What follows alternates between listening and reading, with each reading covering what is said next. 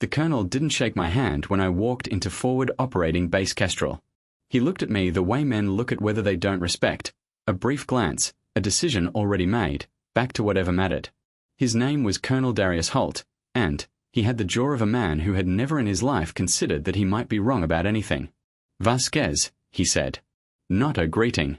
An inventory. Sir. I stood straight. Boots already crusted with the rust-colored mud of Kandahar province. And it was only 0630. He walked a slow circle around me. Full circle. Like I was a vehicle he was about to sign for and was already looking for reasons not to. I kept my eyes forward. Watched a hawk cut a lazy arc above the blast walls. The radio on Sergeant Okafor's belt hissed and spat something about grid coordinates. You requested combat logistics. Female. 26. He stopped in front of me. You ever been outside the wire? Fort Bliss training rotations, sir. 3. Rotations. He said it like the word had gone bad in his mouth. Vasquez, I'm going to tell you something because I believe in saving everyone time. This FOB runs supply operations for 11 forward positions across a 50-kilometer stretch. 2 of those positions have been hit in the last 8 days. My last logistics officer requested reassignment after week 2. He paused. Let that breathe. I will give you 1 week before you make the same request. Behind him, I caught Sergeant Okafor's expression. He wasn't smiling exactly. It was more careful than a smile. The kind of face that says I'm not involved in whatever this is. And, if I don't request reassignment, sir. Holt reached into his front breast pocket, drew out a folded bill, set it on the hood of the Humvee between us with 2 fingers like it was evidence. $1,000. Then, you'll have earned more than my respect, he said. You'll have earned my money. He walked away before I could answer. Which, I understood later, was the whole point. My name is Corporal Elena Vasquez, and I grew up in Laredo, Texas, which is the kind of town that teaches you early that the border between things is never as clear as the map says it is. My mother ran a laundromat on Chihuahua Street. My father drove trucks until his back gave out and, then, drove them some more. I joined the army at 19 because I was good at logistics even when I didn't have a word for it, tracking what went where, what was running low, what would be needed before the need was felt. My mother called it nervios de contabilidad. Accounting nerves. I called it paying attention. I had never been to Afghanistan before this deployment. I want to be honest about that. I'd read the briefings. I'd studied the terrain maps until the elevation lines were burned into my eyelids. I knew the tribal composition of the Arghandab River Valley and the seasonal patterns of IED placement along Route Brown. But I had not smelled it. And that matters. Nobody tells you how much that matters, how a place doesn't become real until it has a smell. Kandahar smelled like diesel and dry clay and something sweetly wrong underneath, like fruit left in the sun 2 days too long. FOB Kestrel was smaller than I expected. The blast walls were the dirty beige of old teeth. The motor pool sat at the south end, next to the fuel point that always seemed to be leaking something. There were 43 personnel on base at any given time, rotating out and cycling in, and within 6 hours of my arrival I had learned 3 things. 1. The supply manifest I'd inherited from my predecessor, Lieutenant Cho, was a disaster. Cho had been meticulous about recording deliveries and approximately 0% careful about whether those deliveries matched what was actually received. There was a 3-week gap in the cold storage log. There were 3 pallets of 5.56 ammunition listed as delivered to Position Falcon that Falcon had no record of receiving. 2. Sergeant First Class Marcus Okafor was the only reason this FOB had not yet collapsed under its own paperwork. He had been here 14 months. He slept 4 hours a night and somehow seemed less tired than anyone. He had the kind of quiet competence that doesn't announce itself, that just shows up already done. 3. Colonel Holt was not cruel. He was efficient. Those are different things, and I spent the better part of my first day confusing them.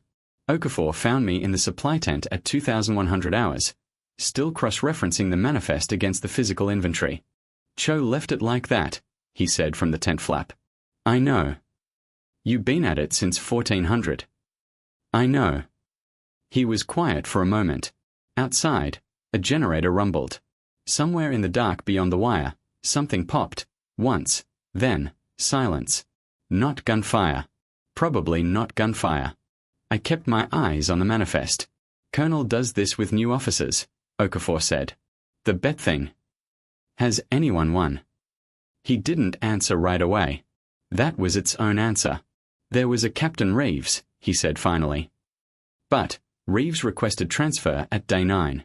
Lost on a technicality, Holt counted the weekend. I looked up. That's not a technicality. That's cheating. For the first time, Okafor almost smiled. Yeah, he said. I thought so too. He set a cup of coffee on the folding table beside me. It was terrible coffee. It tasted like motor oil that had been briefly introduced to a coffee bean at a social function and remembered it fondly. I drank the whole thing. The gap in the cold storage log, I said. Someone was skimming. Okafor's expression didn't change, which meant I was right. Who knows? I asked. I know. Now you know. Holt suspects but doesn't have documentation. Why didn't Cho document it? Because Cho was scared. He picked up the empty cup. You going to be scared? I thought about my mother's laundromat. I thought about how she tracked every quarter, every cycle, every towel that came in and didn't come out the same way. I thought about how she did this in a building with bars on the windows in a neighborhood where nobody would have blamed her for looking the other way. No, I said. Okafor nodded like that was the answer he'd already written down somewhere. Supply run to position Bravo tomorrow at 0500, he said. I'll drive. You'll want to sleep. I'll sleep when the log is clean. He left without another word. The generator kept rumbling. I kept working. Outside the wire, the dark was the specific dark of a place that doesn't care whether you're in it or not. By 0300 I had reconstructed 7 weeks of supply records from cross-referencing radio logs, fuel receipts, and the handwritten notes Okafor had kept in a green notebook he'd never turned in as official documentation because he hadn't trusted Cho to file it correctly. The cold storage discrepancy came to roughly $4,200 in diverted medical supplies, wound packing gauze, 4 bags, 2 cases of broad-spectrum antibiotics. Not a lot in the scale of a war. Enough to matter to the positions that hadn't received them. Enough to matter to whoever had bled out waiting. I cross-referenced the diversion dates against the personnel rotation log. The same name appeared on every date. Staff Sergeant Craig Bellamy, currently assigned to motor pool. I stared at the name for a long time. The generator hummed. Something rustled against the outside of the tent wall, wind, or an animal, or the general weight of a place that had been at war longer than I had been alive. I wrote Bellamy's name at the top of a clean sheet of paper, drew a box around it, and, underneath, I began building the documentation that would make it undeniable. I was not angry yet. That would come later. Right now, I was just the granddaughter of a woman who had taught my mother to count everything, because the world had taken enough already. 0500 came grey and cold in the particular way of Afghan mornings that nobody tells you about, the cold that doesn't feel like winter so much as like the land itself breathing on you, indifferent. I was waiting at the motor pool when Okafor arrived. He looked at me without surprise. You sleep? He asked. Some. He loaded the last supply crates into the LMTV with the practiced efficiency of a man who has done this so many times that his body does it while his mind is somewhere else entirely. I helped with the heavier crates. Neither of us mentioned that this wasn't technically my job. Position Bravo was 22 kilometers northeast, along a route that had been cleared 3 days ago and would need to be cleared again today. That's what route clearance means in practice. It's not a permanent condition, it's a daily negotiation with the ground. IEDs don't care about your paperwork. We rolled out with a 2-vehicle convoy, our LMTV and a gun truck with Specialist Torres on the 50 cal and private first-class Amara riding along in the back, head on a swivel. The desert opened up around us. The mountains in the distance were the color of old bone. The road, if you could call it that, was the color of everything else. I rode in the passenger seat with the map on my knee and the radio handset close. Okafor drove the way he did everything else, steadily, without commentary, making constant small adjustments that you only noticed if you were paying very close attention. Tell me about Bellamy, I said. He was quiet for a moment. The truck hit a rut and both of us bounced. Why do you think I know something about Bellamy? Because you know everything about this base and you kept a private notebook instead of an official log. which means you were protecting yourself from having to report something you didn't want to report without more proof. Another rut. The mountains stayed exactly where they were. Bellamy's been here 20 months, Okafor said. Extended twice. He has a sister in Indianapolis on dialysis. He's been sending money home. I let that sit. The radio hissed. Torres's voice came through from the gun truck. Clear road ahead, 2 clicks. That's not a defense, I said. No, Okafor said. It's a context. The guys at Falcon. The ones who didn't get the wound packing gauze. I know. Context doesn't pack wounds. I know that too. He adjusted his grip on the wheel. That's why I kept the notebook. We drove without talking for a while. The wind came in flat and hard from the west, carrying grit that found every gap in the window seal. I kept my eyes on the road and my hands flat on the map and thought about the $1,000 bill on the hood of the Humvee and the way Holt had set it down with 2 fingers. Not a bet. I was starting to think. A question. Position Bravo was a reinforced observation post dug into a ridgeline. Sandbags, HESCO barriers, 2 guard towers that looked like they'd been built by someone who'd had the right idea about towers but had run out of enthusiasm halfway up. 8 soldiers. Sergeant Delian in command, lean and sun-blasted with the 1,000-yard look that comes from staring at the same ridgeline for 6 months. They came out when we rolled in. They always come out. Supply convoys are the closest thing to a holiday that forward positions know. I helped unload. I always help unload. This was my conviction from day one, that a logistics officer who stood and watched while soldiers worked was a logistics officer who would eventually stop knowing what was being unloaded. You learn things with your hands. You learn what's heavy, what's been repacked, what smells wrong. Delian walked the manifest with me while his soldiers sorted crates. Cold storage is short again, he said. It wasn't an accusation. It was the tone of someone reporting a weather pattern. Not after today, I said. He looked at me. Cho said the same thing. Cho didn't know where the shortage was coming from. I handed him the updated manifest. Ido. He read it. His expression didn't change much, but something behind his eyes went very still. You're going to take this to Holt, he said. This afternoon. He folded the manifest carefully, like it was something fragile. Bellamy's a good soldier, he said. Outside of this. I know, I said. And I did. That was the part nobody warns you about, that the hard thing is almost never the hard thing and the simple thing simultaneously. That good soldiers do bad things for reasons that make sense to them. That the gauze at Falcon still mattered either way. How long you been here? Delian asked. This is my 2nd day. He laughed. Not meanly. The laugh of a man who recognizes a particular type of person and is surprised to see one. Colonel Holt know what he's got yet. He thinks I'll quit by Friday. Delian looked at me with the sun behind him making him squint, and the wind pulling at his sleeves, and said, he's going to lose that bet. I didn't say anything. But I thought, yeah, he is. I laid the documentation in front of Colonel Holt at 1,530 hours that same afternoon. He didn't touch it immediately. He sat behind his desk, which was a folding table with a plywood board across it that gave it the illusion of permanence, and looked at the stack of papers like a man deciding whether he wanted to know what was under the rock. He picked it up.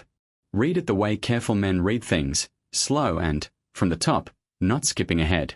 His face stayed completely neutral.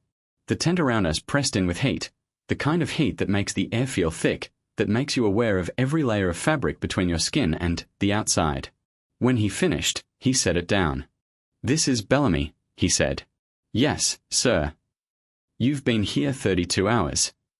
Yes, sir. He was quiet. Outside, the motor pool clanged with the sound of someone working on an engine. A radio somewhere was carrying traffic, routine, call and response, the low-grade frequency of a base that never fully sleeps. Cho was here for 6 weeks, Holt said. I didn't answer that. He picked up the documents again. Turned to the 3rd page, where I had laid out the diversion dates against the personnel log. I had color-coded it. I don't know why I color-coded it. My mother color-coded the laundromat inventory, pink for linens, blue for regulars, yellow for the ones who always came in on Saturdays. I just did. The methodology for reconstruction, Holt said. You used Okafor's notebook. With his permission. It's all cited. Okafor has been sitting on that notebook for 11 months. He was waiting for someone who could use it correctly. Holt put the documents down again. He leaned back in his chair, a real chair, canvas and metal, the kind that groans when it takes weight. It groaned. Corporal Vasquez, he said. Why didn't you come to me first? Before you had the full picture. Because coming to you with half a picture would have given Bellamy time to move the remaining documentation. He's got a cousin in the motor pool, PFC Dawes. If Dawes had gotten word before I had the full chain documented, would have lost the physical corroboration in the secondary supply log. He stared at me for a long moment. You thought about obstruction of evidence on your second day. I thought about it on my first day, sir, when I found the gap in the cold storage log. Another long silence. Outside, the engine in the motor pool court, revved, settled. Someone cheered, briefly. I'll initiate proceedings against Bellamy this evening, Holt said. You'll be required to appear at the Article 32 hearing. Yes, sir. That will not be a pleasant process, Corporal. No, sir. He looked at me with an expression I hadn't seen from him before. Not respect exactly, more like recalibration. The look of a man updating a file. Dismissed, he said. I was at the tent flap when he said, Vasquez. I stopped. The money's still on the table. I left without responding. Which, I'd learned, was sometimes the right move. Bellamy found out by 1800. This is how it works on a small FOB. Information doesn't stay contained. It moves the way water moves, finding every low point, every gap. By 1700 Holt had called in his senior NCOs. By 1730 someone who was at that meeting had told someone who hadn't been. By 1800 Bellamy was at the motor pool and the air around him had changed, the way air changes before a storm. Okafor came to find me at 1815. He knows it was you, he said. We were standing outside the supply tent. The sky was doing the thing it does in Kandahar at dusk, turning colors that feel like they're happening somewhere else, that they belong to a different, gentler planet. Fading orange into pink into a blue so dark it looked like bruising. Of course he knows, I said. He's not, Okafor paused, choosing the word. He's not taking it quietly. Is he taking it loudly? He's taking it to anyone who'll listen. Said you don't know the situation. Said Cho was complicit. Said you're looking to make a name in your first week. He paused again. Said some other things. About me being a woman. Yes. I looked at the darkening sky. A bird, some local thing, brown and purposeful, cut a line from one blast wall to another. The cold was coming in now, the evening cold, the kind that makes the earlier heat feel like a different country. Is Dawes still in the motor pool? I asked. As of 20 minutes ago. We need to pull the secondary supply log from vehicle storage before Dawes has a chance to. Already did, Okafor said. He handed me a key. Locked in my footlocker. I looked at him. He looked at me. He was the kind of man whose expression doesn't signal how many steps ahead of you he is. Which is how I knew. You've been ready for this since month 3, I said. Month 4, he said. Month 3 I was still hoping Cho would find his spine. We stood there while the sky finished its bruising. Around us the FOB settled into its night rhythms, the guard rotation, the generator, the distant radio traffic. A dog that lived near the gate, nobody's dog, everyone's dog, a yellowish thing named Biscuit because Specialist Torres had started giving him crackers and, now regretted it, came around the corner of the supply tent and sat down near Okafor's boots. Bellamy's going to tell people this was political, I said. That I needed a win. That I picked him because he was convenient. Some people will believe that. Does it matter? Matters for how the next 6 months go, Okafor said. FOB is small. You'll work with these people. Did you believe it? No. Then, it matters to 0 people whose opinion I'll be losing sleep over. Biscuit put his chin on Okafor's boot. Okafor looked down at him, then, back at the sky. Colonel's going to push you harder after this, he said. He's not the kind of man who loses without doubling down. I know. You ready for that? I thought about that for a moment. The honest answer, the one I didn't say out loud, I didn't know if I was ready. I knew I was going to do it anyway. Those are different things and sometimes people confuse them. Readiness is a luxury. Deciding is just deciding. Yeah, I said. I'm ready. Day 4. The overnight radio traffic had carried an alert from position Falcon. Increased movement along the eastern ridge, possible prepositioning. By 0400 the FOB was at elevated posture. By 0500 I was at the supply tent with the resupply manifest for all 11 positions, cross-referencing against current stock. The medical supply situation at 3 positions was critical. Not life-threatening today, probably not tomorrow, but the math didn't extend kindly past 72 hours. 3 positions with degraded medical stock and a threat assessment that had just ticked upward. I needed a resupply run. 2 of the 3 positions were accessible by road. 1, position Kite, the furthest north, was accessible only by air or by a route that ran through a valley that had been the location of an ambush 14 days ago. I pulled the route assessment. I read it 3 times. The valley route had been assessed as medium risk, which in practice meant nobody wanted to authorize it without a good reason. 11 positions. 3 positions low on medical. 1 position accessible only through a medium-risk valley. I went to Holt. He was in his command tent with Captain Reardon, the base XO, going over the threat assessment from Falcon. He looked up when I came in. Vasquez. Sir. I need to discuss the medical resupply for Kite, Harrow, and Delta. Reardon, who had the energy of a man who had been slightly inconvenienced for 8 months and was planning to stay inconvenienced, glanced at Holt. Holt nodded. I laid out the situation. Stock levels, consumption rates, the 72-hour window, the threat increase at Falcon, the access problem at Kite. The valley route, Holt said. Yes, sir. The valley route was the location of a contact on the 22nd. Yes, sir. You're recommending we run it. I'm recommending we preposition air assets as QRF and run it with a 3-vehicle convoy in the midday window, when visibility is highest and heat shimmer is at its worst for anyone targeting from elevation. I put the route breakdown on his desk. The 22nd contact was a single-vehicle convoy at 16:30. Different conditions. Different tactical picture. Reardon leaned forward and looked at the breakdown. He was one of those men whose skepticism arrives before his attention does. You've been here 4 days, he said. Yes, sir. You want to run a valley route that got shot up 2 weeks ago. I want to get medical supplies to position Kite before their consumption rate intersects with their stock level, sir. He looked at Holt. Holt was looking at my breakdown. The Air QRF call, Holt said. What's your confidence on response time? Based on current bird availability and the flight time from Leatherneck, 17 minutes. I think that's acceptable given the midday window and the 3-vehicle formation. Holt was quiet. Reardon was doing the thing that skeptical men do, looking for a gap in the argument because they've already decided they want one. Run it, Holt said. Reardon looked at him. Her numbers are right, Holt said. He didn't look at Reardon. He was still looking at the breakdown. Run it. We rolled for position Kite at 11:45.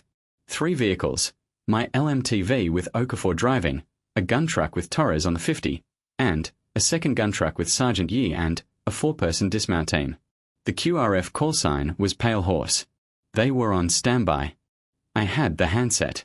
The valley approach was 2 kilometers of road that curved between 2 ridgelines, open for the first 800 meters, then enclosed, then open again at the far end where the ground flattened toward Kite's position. The enclosed stretch was the problem. 700 meters where the high ground belonged to whoever got there first.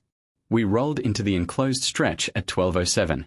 I want to be honest about what I felt at that moment, because writing it any other way would be a lie. It was not courage. Courage implies you're doing something in spite of something else, and what I felt was closer to a very specific kind of attention, the same attention I'd given to the cold storage log, to Bellamy's dates, to the 72-hour medical window. Pure focus. Everything else went quiet. The walls of the valley pressed in. Rock and scrub. The road had been gravel once and was now mostly the idea of gravel. Torres was swinging the 50 in slow arcs. Okafor's hands were steady on the wheel. At the 400-meter mark, Yee's voice came through the radio. Movement. High ground. Left ridge. 3, no, 4, and then The valley lit up. The first RPG round went long. I heard it before I felt it, a tearing sound followed by a concussion that rattled my teeth and filled the cab with the smell of something chemical and hot.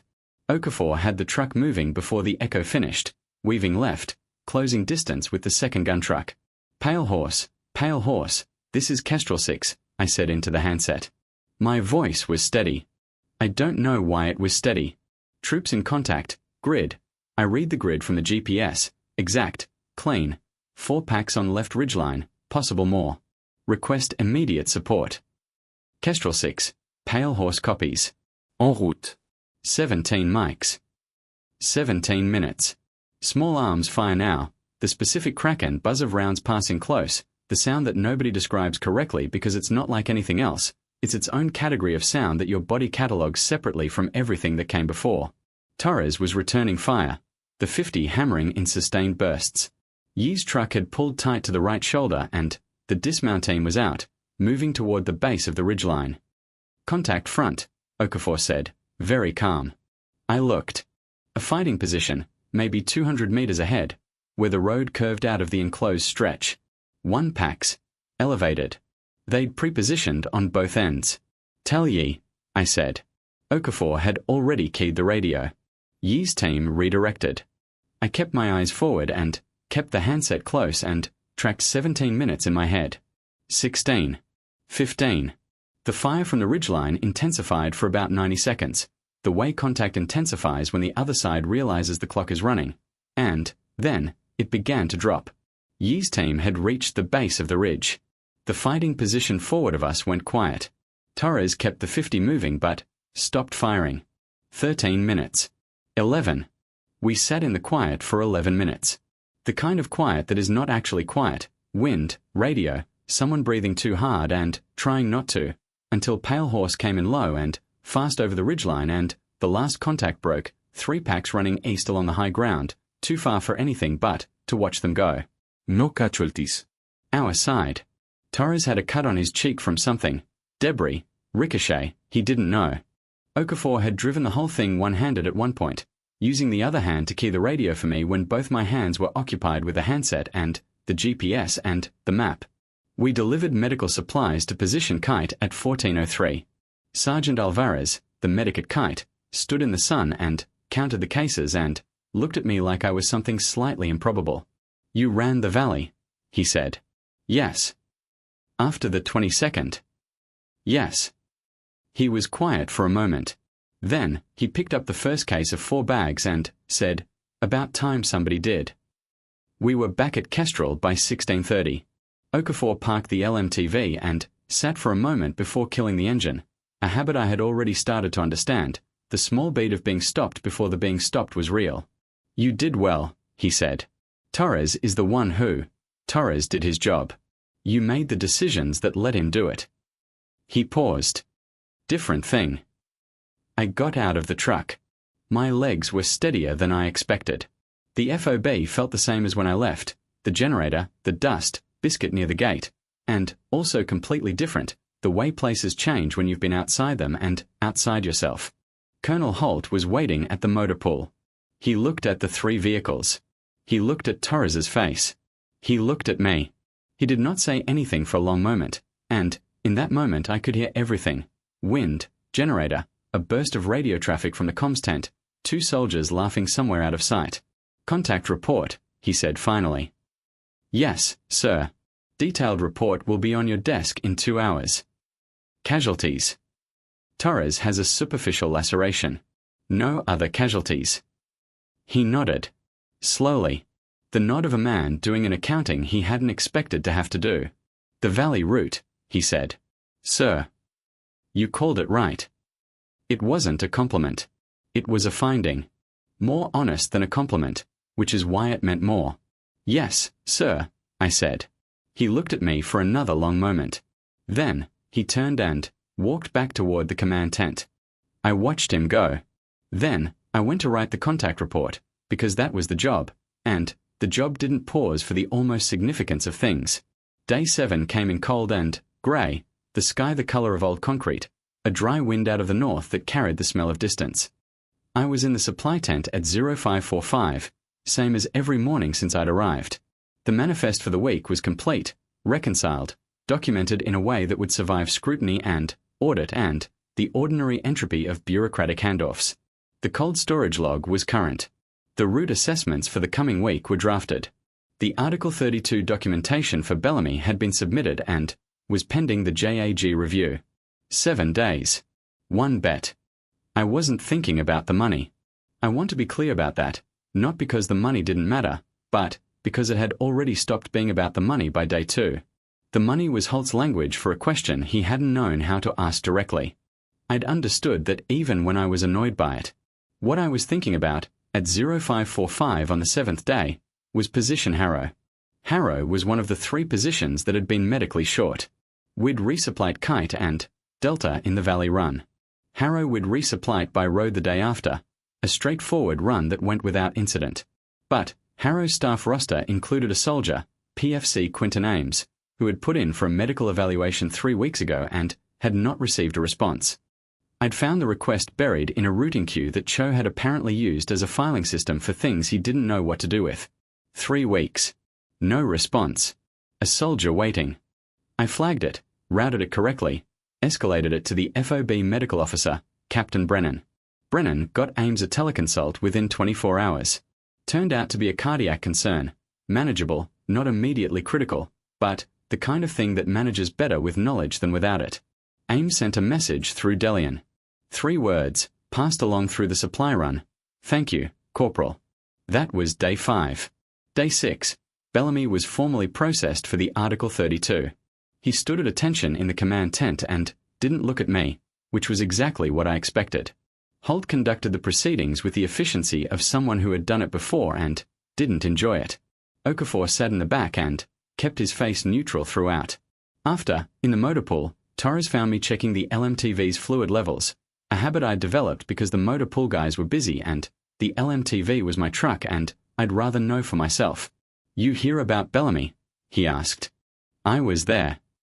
His sister's doing better, Torres said. The dialysis. His sister. He was working on his boot with a small brush, keeping his eyes on the boot. She got on a donor list. I kept checking the LMTV's levels. Coolant, oil, hydraulic. Who told you that? I asked. Dawes. Before Dawes got processed too. Hydraulic was fine. Coolant was low. I made a note. I'm sorry it had to be him, I said. And I meant it. Both things were true simultaneously and would stay that way. Torres nodded at his boot. Yeah, he said. Most things that go wrong. They could have been good, if. He didn't finish the sentence. He didn't need to. At 0700 on day 7, Colonel Holt walked into the supply tent. He was alone. No aide, no Reardon, no signal that this was official in any way. He was carrying 2 cups of coffee. He set one on the table next to me and sat down on the empty folding chair, just sat down, which was something I had not yet seen him do in a space that wasn't his. I looked at the coffee. It was still terrible.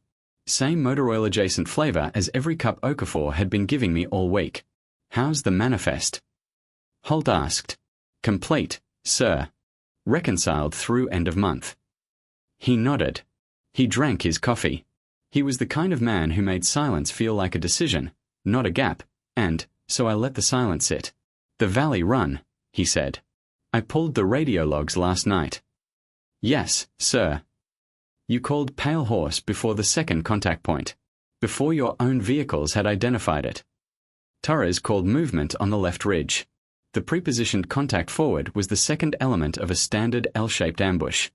I called Pale Horse when I identified the first element because waiting to call until both elements were active would have cost 6 minutes.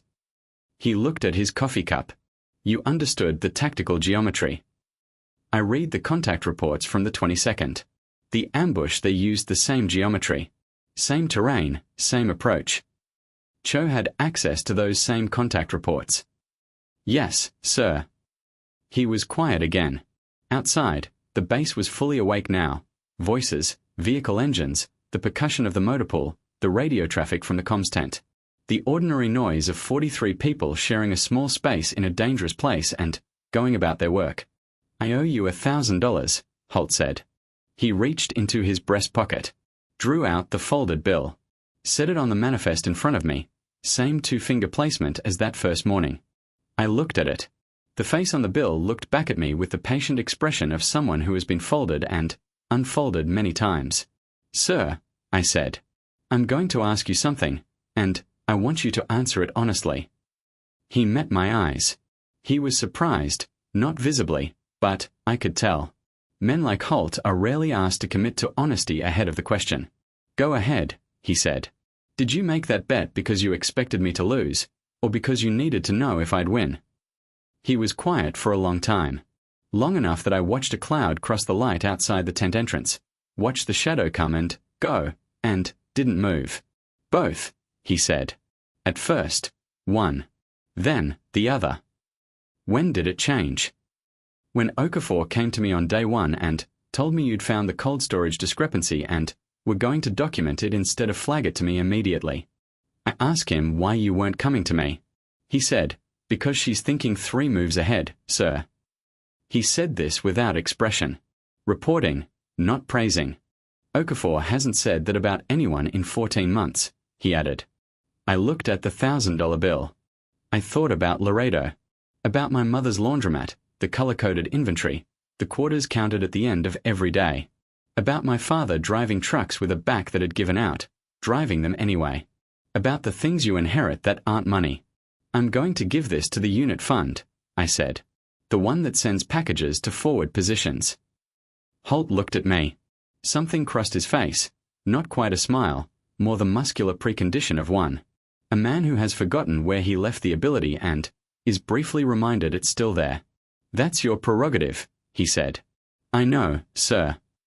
He stood, picked up his coffee, looked at me with the updating expression, the file revision look I'd first seen 3 days ago. "I put in your name for the monthly logistics commendation," he said.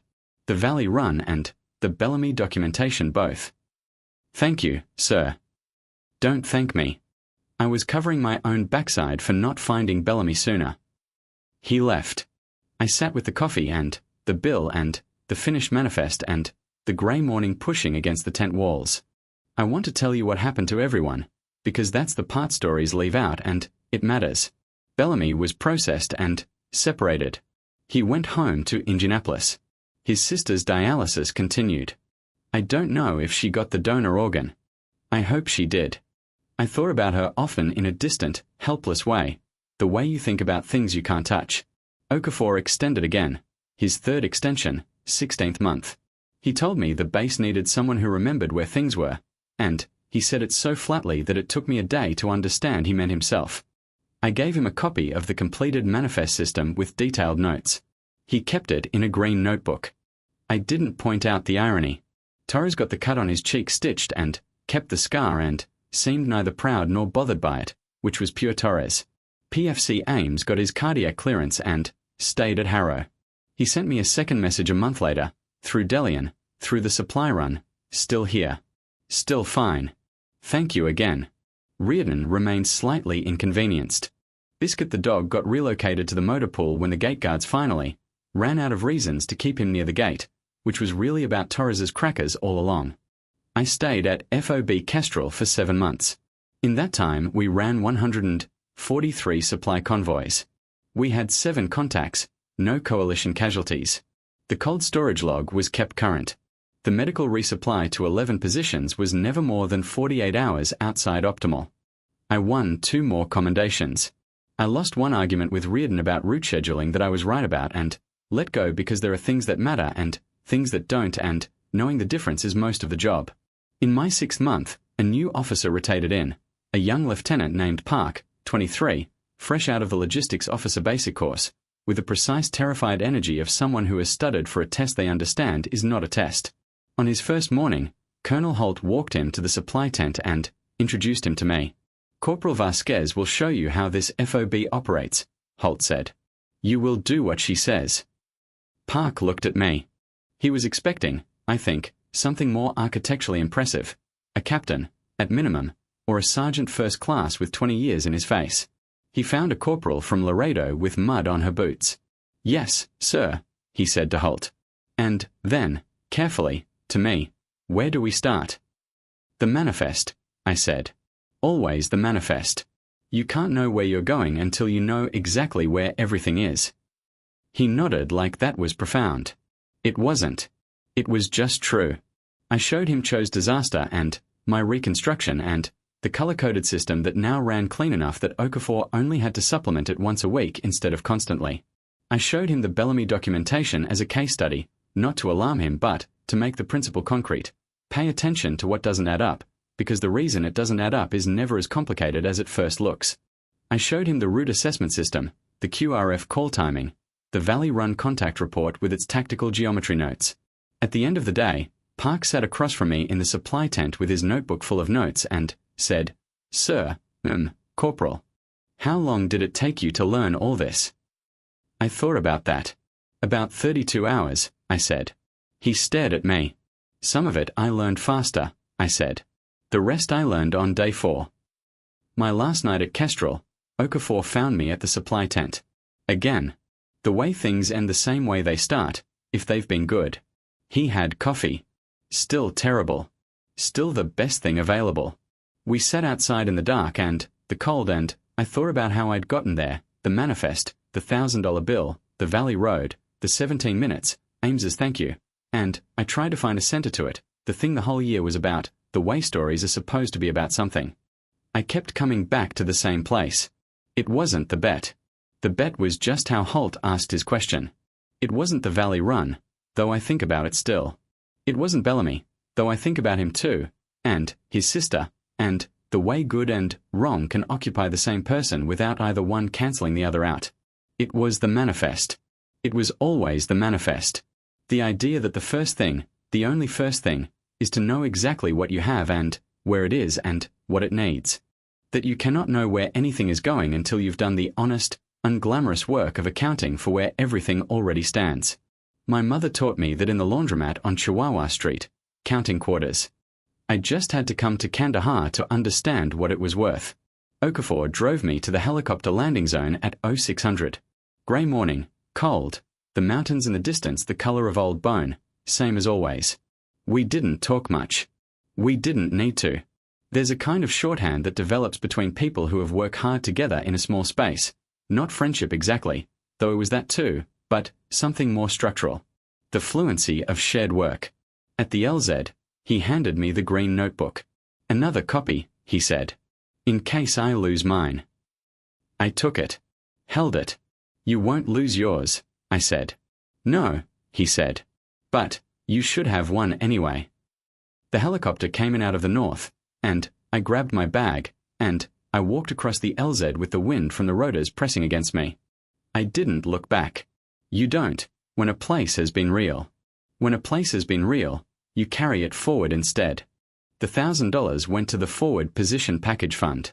It bought 2 cases of protein bars, 4 bags of instant coffee, 14 decks of cards, 6 paperback novels, and enough batteries to last position Kite through December. Sergeant Alvarez sent a message back through the supply chain. "Tell whoever sent this, the coffee is still terrible. Thank you. END."